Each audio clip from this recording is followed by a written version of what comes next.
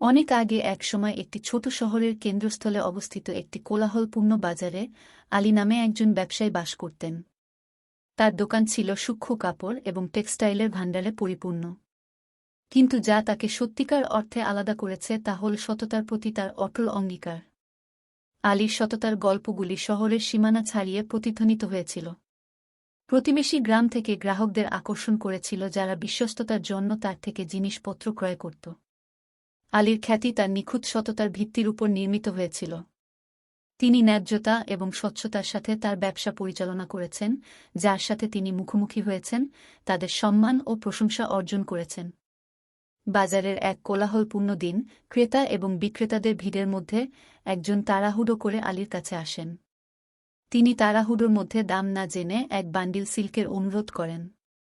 লোকটির তৎপরতার উপর খেয়াল করে আলী রেশমটি হস্তান্তর করে অসাবধানতাবশত খরচ নির্ধারণে ভুল করেন। দিন যখন লোপ পায় এবং সূর্য দিগন্তের নিচে ডুবে যায়, আলী তার বিক্রয় রেকর্ড পর্যালোচনা করেন এবং তার ভুল বুঝতে পারেন। সে অনিচ্ছাকৃতভাবে সিল্কের জন্য গ্রাহককে কম চার্জ করেছিল।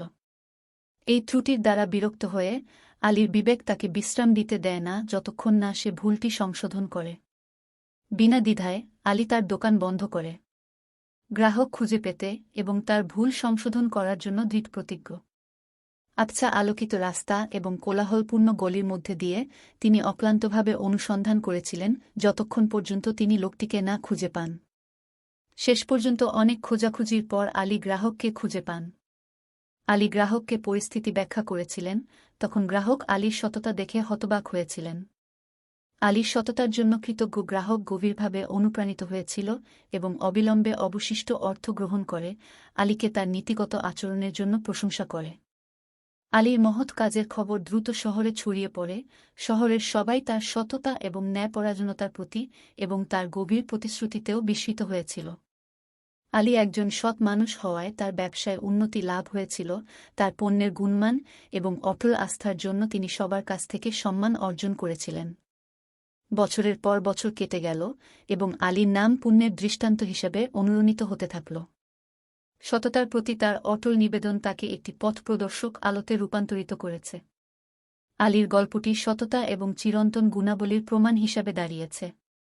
তার অটল প্রতিশ্রুতি তাকে কেবল এই পৃথিবীতেই সাফল্যই এনে দেয়নি, বরং অনুপ্রেরণার আলোকবর্তিকা হিসেবেও কাজ করেছে। হোলোব্রুকের বিস্মিত শহরে কুয়াশায় ঢাকা পাহাড়ের মাঝখানে একটি পরিত্যক্ত এস্টেট ছিল, যা মুনশেড ম্যানর নামে পরিচিত।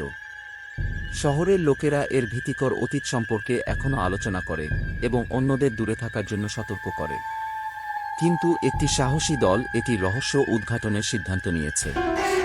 শ্রাবণ, যে রহস্য সমাধান করতে পছন্দ করত, সাকিব, যে ভুতুরে জিনিসের প্রতি আগ্রহী ছিল, এবং ভাইবোন নীনা ও ইথান, যারা সবসময় একটি দুঃসাহসিক কাজের জন্য প্রস্তুত।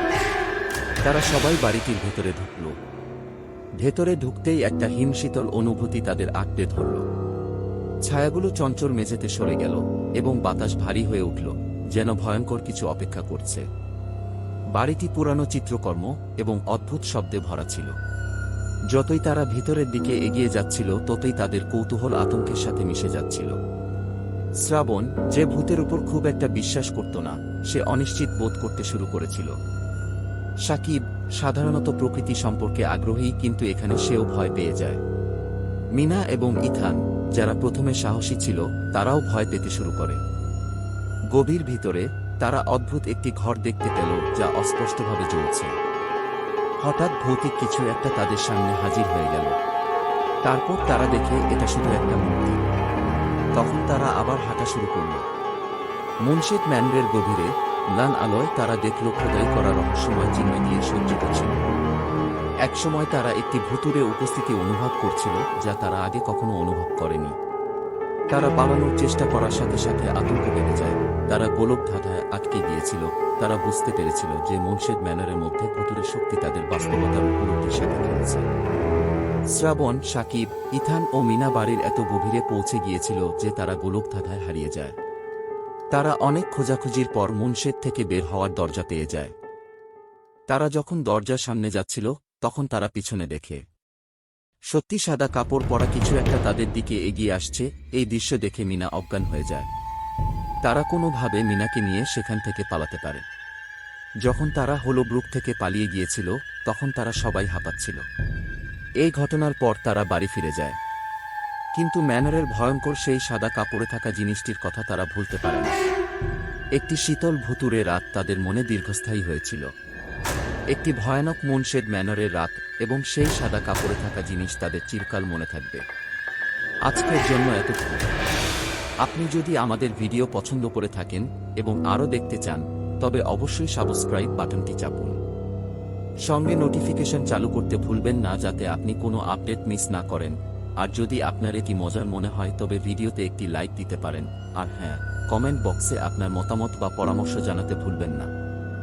আমরা আপনাদের মতামত জানার অপেক্ষায় আছি। ভিডিও দেখার জন্য ধন্যবাদ।